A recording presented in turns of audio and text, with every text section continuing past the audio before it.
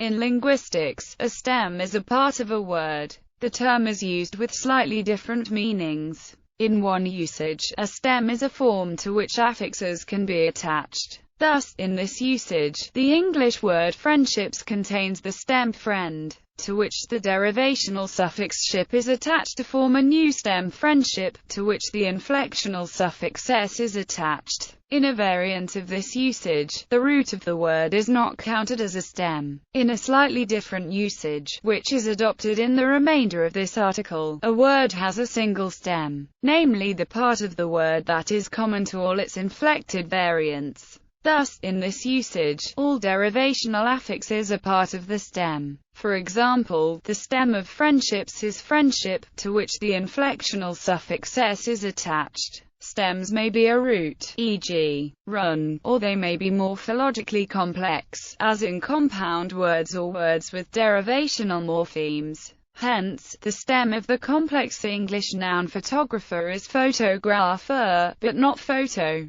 For another example, the root of the English verb form destabilized is stable, a form of stable that does not occur alone. The stem is destabilized, which includes the derivational affixes da and izd, but not the inflectional past tense suffix d. That is, a stem is that part of a word that inflectional affixes attach to. The exact use of the word stem depends on the morphology of the language in question. In Athabascan linguistics, for example, a verb stem is a root that cannot appear on its own, and that carries the tone of the word. Athabascan verbs typically have two stems in this analysis, each preceded by prefixes. Uncovering and analyzing cognation between stems and roots within and across languages has allowed comparative philology and comparative linguistics to determine the history of languages and language families. Citation forms and bound morphemes.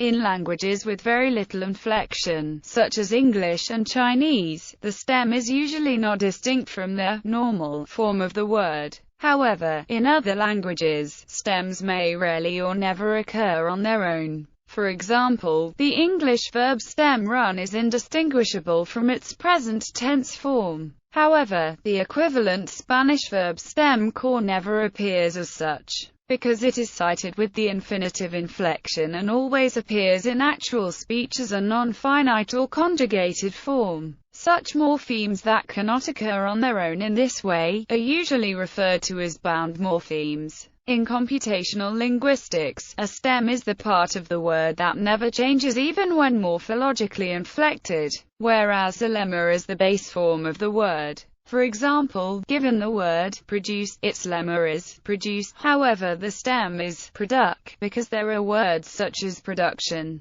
paradigms and suppletion. A list of all the inflected forms of a stem is called its inflectional paradigm. The paradigm of the adjective tall is given below, and the stem of this adjective is tall, tall, taller, tallest. Some paradigms do not make use of the same stem throughout. This phenomenon is called suppletion. An example of a suppletive paradigm is the paradigm for the adjective good. Its stem changes from good to the bound morpheme bet, good, better, best.